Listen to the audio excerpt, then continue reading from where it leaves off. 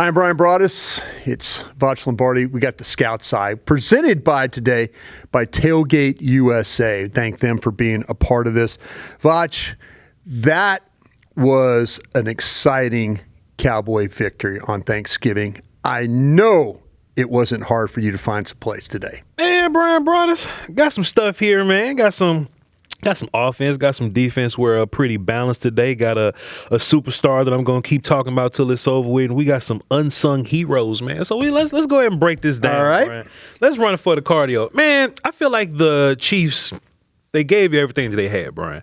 They brought a bunch of pressure to you. Sure. They gave you a bunch of weird looks. Dak Prescott was able to overcome it, Bryan. This is the CeeDee Lamb touchdown. Now, Bryan. All right. Going into this season, I refuse to be told you so guy. I said this whole season, I'm not going to be told you so guy. But when we broke down the Chiefs this week, Bryan, I was like, man, I just noticed that people were going after Trent McDuffie. They were. I don't know if it was smart or not, but they just kind of went after it. CeeDee Lamb, boom, boom, boom, gonna hit McDuffie with a little woo-op the bam there, and it's gonna be lovely double move at the top. Great throw, great catch from CeeDee Lamb there. But Bryan, on this play, I noticed something interesting. Mm-hmm.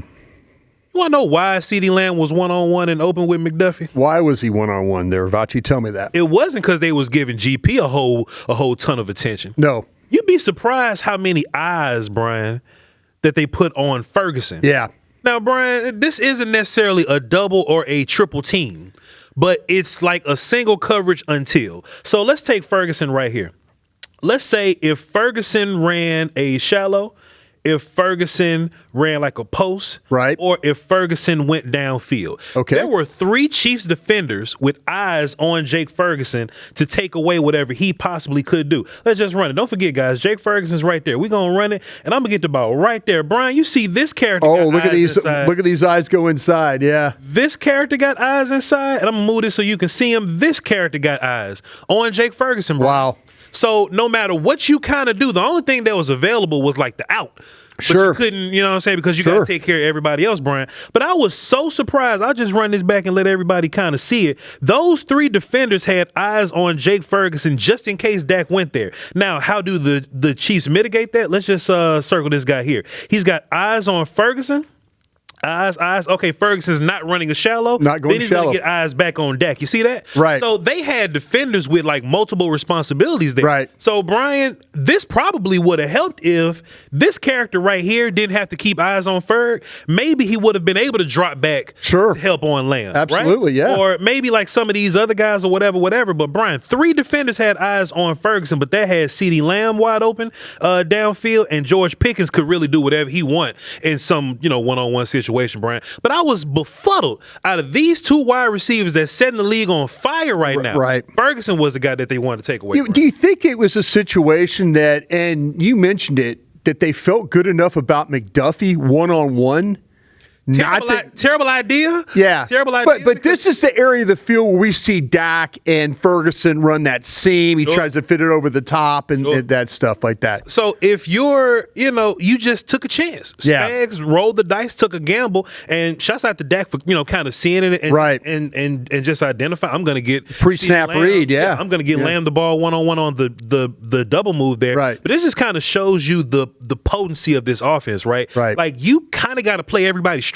You do. Like it'll be in your best interest to play everybody straight. If it was some rookie quarterback, some backup type quarterback, some Jalen Hurts type guy, then maybe you can get away with taking a guy away to put him on Ferg or taking to do something else here. But you almost have to play it straight because Dak can identify that kind of stuff, Bryan. Yeah, that's a really good look at that, though. I mean, you're right. You said about that going into the week that teams were attacking McDuffie on these plays, and obviously Spags felt like that he could match up McDuffie one-on-one and he would be okay. But, boy, that's a good look at it. Bryan, I want to talk about some run fits, man. I just want to talk about how run game all works together. You know what I'm saying? Let's just run this look right here. We're just going to line this up and let y'all see it there. They go into motion. Cowboys is going to do a small adjustment to it. Nothing crazy.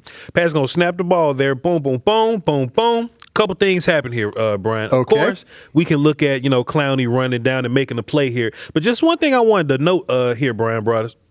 Keep your good dudes on the field. Yeah. Keep your good guys on the field. Donovan Ezra-Rocco, what he didn't do is he didn't do that. Bryan, he didn't just run. Run up the field, yeah. He's going to work in. Here we go. Here we go. Boom. He's gonna work more so. Okay, now you want to come over here and do that. He's gonna work in Brian. Boom, and keep that outside, Brian. Yeah. He's gonna contain that outside. Right. And it almost forces the running back to get here, then come back. Right. See what I'm saying? Right. But then when you bring that back, just Boy, he set the edge well there, though. That's kind of what that's all about, right? Setting the edge fantastically, Brian. But it's also on Kenny Clark and Oso Digizua. No matter what combinations in there, Quinn is not in there now, but they still tore it up in the middle. Bam, bam, bam. So now you got a wall here. Pardon me. You got a wall here, right? And you got mess up there, right? So now what you get now to finish this off, you got Jadeveon Clowney running this thing backside, and he's going to be cleanup guy, right? But Brian, the good thing about Cowboy run fits, and I don't know, man. You know, you just add a couple of players or two, everything just looks fantastic. Sure. I don't know. If Clowney wasn't there, you got Overshown there, right? If something wasn't perfect in the middle, you got Logan Wilson right there patrolling, right? Nobody's overdoing nothing. Nobody's hero balling. You just containing that thing. You could even see the patience on Overshown right here, right? Take a look at Overshown right I kind of slow playing that thing a little bit. Just in case you get away from Clowney. Sure. I'm around. I've squared up. Right. I've broken down. Yeah. And if you get away from Clowney, now I'm here to make a play, Brian. It's just something about the daggone run defense that's just miles ahead of where it was a couple of weeks ago, Brian. You know what? And you show it, and it's actually no Quinton Williams there, but man, what a great set by Ezeraku to kind of get everything, as you mentioned, back inside. Great job of everybody getting inside. But yeah, when you look at Clowney, old man Clowney, again, beating more of the tackle on that inside charge like that, and then the fits behind it, man. That's ideal run defense. Fantastic, Bryan Broaddus, but man, we just Brad, this the one right here, Brad. Every now and then I'm going to come up in here, and I'm not going to have a whole bunch of analysis. I just want to admire what good football looks like, Brian. This is the Dak Prescott Pickens touchdown. No, this is the two-point conversion. Pardon me. 2 point. This is the two-point play. Bam, bam. Dak's going to run around. He's a dog. Not going to get brought down. Find Pickens over there in the corner, Brian. Right. I went back to go look at it. Man, the Chiefs did a real good job of kind of covering this thing front side here. These three guys here, that's Ferg, that is Flournoy, and that's CeeDee Lamb there. Right. Just a bit of a spacing concept. Right. You know, I'm going to run a curl here. I'm going to run a spot there and a little bit of a curl on the other side. And the Chiefs actually have the numbers here. The Chiefs have 3 Cowboys versus 4 Chiefs, right? So shots out the spag. Like sometimes you gambling, you win. Yeah, he decided to bring it over a little bit. But Brian, what that does is that it kind of puts GP on this island by himself. Now I don't know what that thought process was, GP being over there by himself. But Brian, there's a couple of things at play here.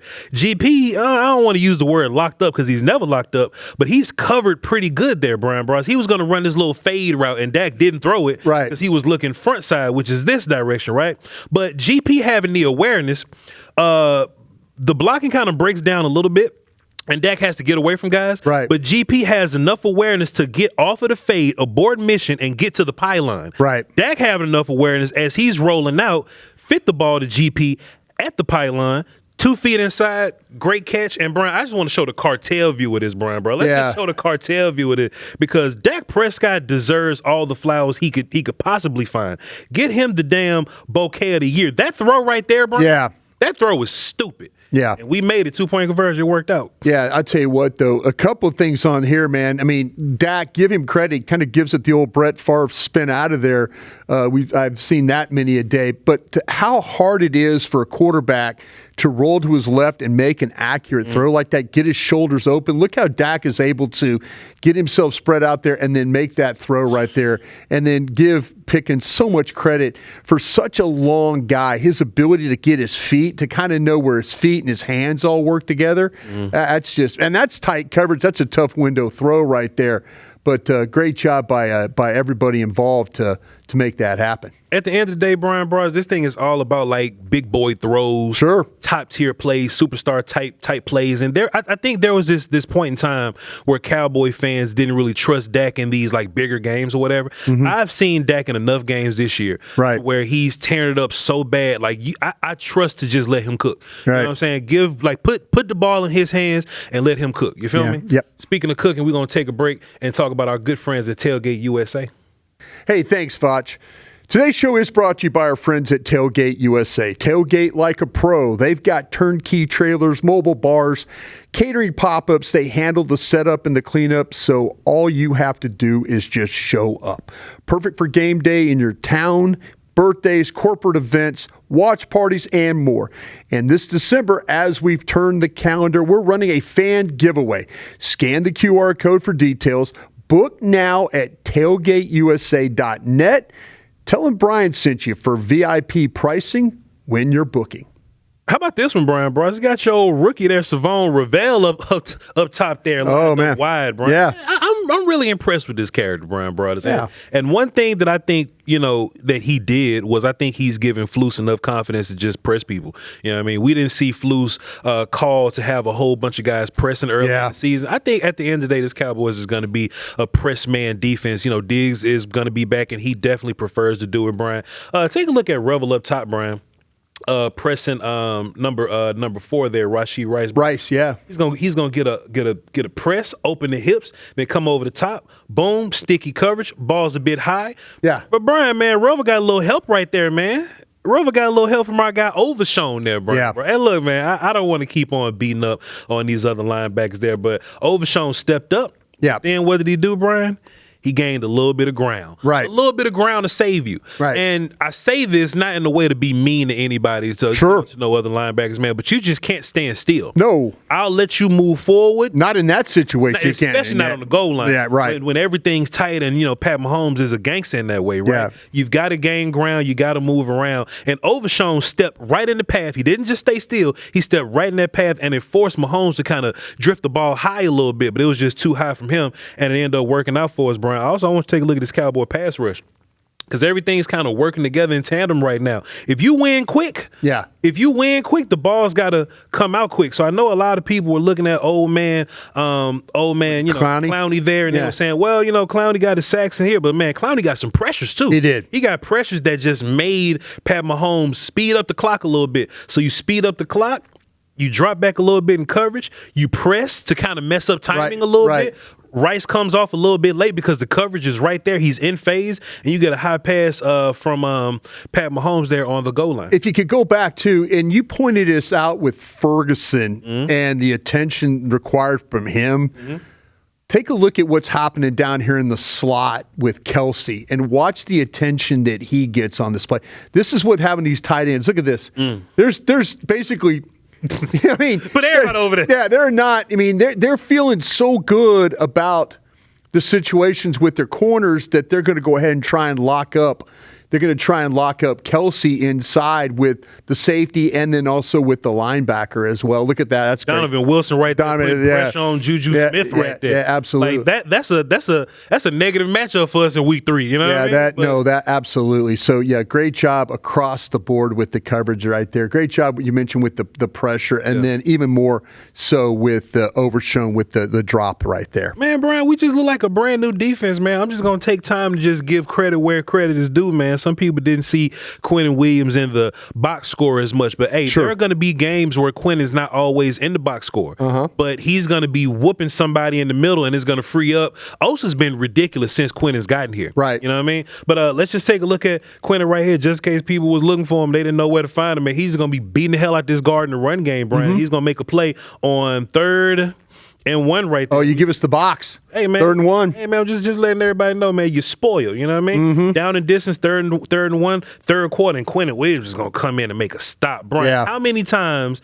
have the Cowboys been in 3rd and short, 4th and short, 3rd and goal? Well, it was like 19 for 19, wasn't it? We could not stop. We couldn't stop a thing, Bryan. No. Now, in these short yardage situations, here's a mistake. We talked about this, right? Number 76, their center here, their guard there. Yeah. He left a little early. Yeah. Hey, man, you don't have the luxury to leave early. Sometimes if you just That's our guy Kingsley. Yeah, Kingsley Sua Mataia. Yeah. If Kingsley would have hung around, and look, Quentin probably still would have whooped him or whatever, right? But if you would have hung around, your guy gets a little more help there. The rookie, Josh Simmons. Gets a little more help there. But what you get is Kingsley got a little anxious. He climbed, and now you get Quentin one-on-one with rookie Josh Simmons, and Josh just ain't strong enough. No, Josh he's not powerful enough to deal with Quentin Williams by himself. A lot of guys aren't, but that's an issue for him there, Brian. Also, too, man, I want to give a little bit of love, man. Sam Williams was cool today, man. I don't want to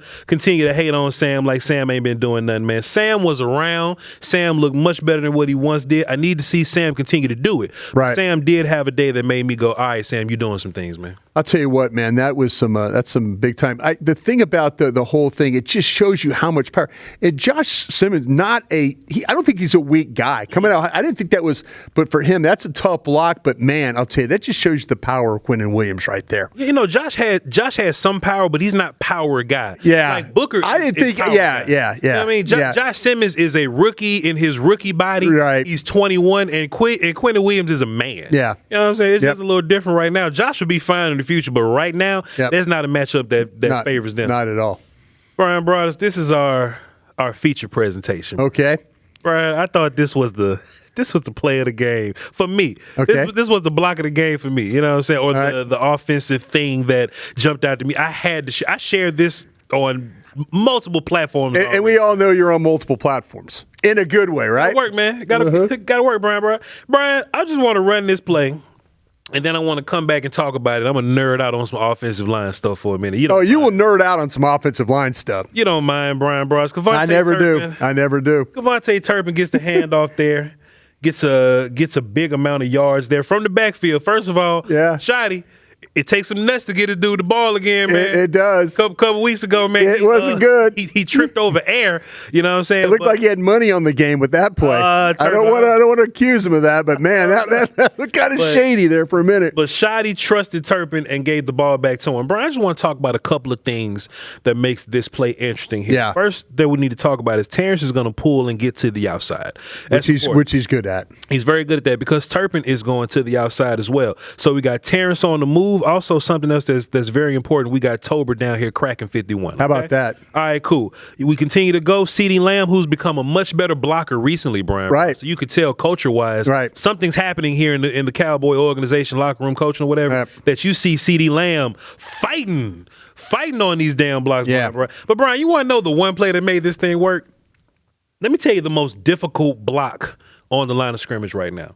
First and foremost, I just told you that Terrence Steele is going to pull and go away. Right. So let's just pretend Terrence Steele ain't there. Okay. Tolbert is cracking this guy. Okay. So let's pretend that these guys aren't there, Brian. Gotcha. Now, I want you to look at this Cowboys offensive line versus the Chiefs defensive line. This is the Cowboys offensive line here. Yep. The Chiefs defensive line ends right there. Right. You know what I'm saying? Right. So if Terrence goes away, Chris Jones, who's an incredible player, by the way, all pro, with burst, can run, strong, and he's powerful. Yeah. He's at the edge with no tackle help, Bryan Broaddus. None. He's lined up at a 4-eye right now. Our guy, Tyler Booker, who in the draft process, he can't move. Yeah. He can't get out there. Oh, yeah. It's okay. Oh, there were people talking about him playing in space. It's okay. Tyler Booker's job is to short pull. Yeah. And get to the other side because we get that head across, He's got to get to the other side. So just for context, he's got to get to the 9 on Chris Jones' jersey. Right. Now, Brian, Chris Jones is tough to block anywhere. Right. Tyler Booker doesn't all the way get there. Right. He's on the 5 right now, but he's not quite on the 9. Yeah. But there's one technique that Tyler Booker did, and this let me know that coaching is at a high level right now. Brian, if you look at Tyler Booker's left arm, he's going to rip that shit under. Yep. Boom, he's going to get around. Yep. And he seals Chris Jones. Let me tell you why that's important, Brian. I'll tell you why that's important. Let me bring it back. Because all these guys are gone. Terrence Steele is gone. Right. Tolbert is cracking. Right. Turpin is trying to get to the outside. Right. Chris Jones has outside leverage right here. He's trying. Because Booker hasn't covered him up. Book's left arm is going to rip. Yeah. Chris Jones ain't got the damn outside leverage no more, Bryan Broaddus. He just put him in position by moving his arm. He ripped his arm, and he put the shoulder on the other side. Now look at where Booker's head is. Right. Now Booker's head is on the 9. Yeah. Where it's supposed to be. At first, Bryan, I'm nerding out, pardon me. At first. Oh, he's beat. He's beat. Bryan. He's beat. Yeah. Now you feel me, bro. It took you a while to get that. Bryan, Book's head is on the 5 right now. Right. That's not covering up Chris Jones. Right. Chris Jones could just run away and just go get Tolbert. But the technique, he's going to rip that, and you can see him right there. You can see him get ready to do it. He's going to rip that bow right there. He puts his whole body across Chris Jones, and now now it ain't just his head. Yeah. His whole body is on the 9. Yeah. He's covering the entire 9, and Turpin is safe to continue running. And then everybody, and then look, and then Book gonna post him up at the end like it's basketball, like it's Cooper Flag and there was something. He gonna post him up at the end. Yeah. Bryan Broaddus, Book is physical, strong, whoop you, run you over guy. Right. You add technique to the party because that's one of the things we were talking about in draft world. We want to see him clean technique stuff up. We want to see him fix these gap exchanges and maybe the movement. Right. Bryan, they're working on the gap exchange stuff. You see him physically processing that a little bit better. But the hand technique, I did a video on my channel. Y'all can go watch it if you want to. Yeah. Hand technique, right hand strikes. Yeah. High hand, low hand, switch hand, it's all there. But this example here, outside zone, I didn't get there. I'm going to rip the arm and force myself across face. Oh, Bryan Broaddus, Tyler Booker whooping feet today, sir. Yeah, and he had a good game, too. No, he absolutely did right there. And that is a tough guy to get cross face on for sure. Man, Bryan Broaddus, I appreciate you for letting me. Let me just go ahead and put my line. Oh, okay. I appreciate you for letting me talk about O-line for the last 8 minutes. Well, I'll tell you what, I appreciate you breaking down the O-line. That was quality stuff. Really some outstanding plays. Kind of dove into the various techniques. You know, guys, sometimes plays work, sometimes they don't. And you kind of wonder why they do and why they don't. And that's why Voch and I are here on the Scout side breaking it down for you. If you're so inclined, check out all our work. Voch mentioned some of the stuff he's doing. That's on crownglobalmedia.com. He's got his own YouTube channel as well. You can go look at that as well. We've got our merch store. We've got everything involved on that. We've got all our platforms that we're on as well. So for my Scout buddy, Voch Lombardi, I'm Bryan Broaddus. Thanks again to Tailgate USA for being with us, and we'll see you next time on the Scout's Eye.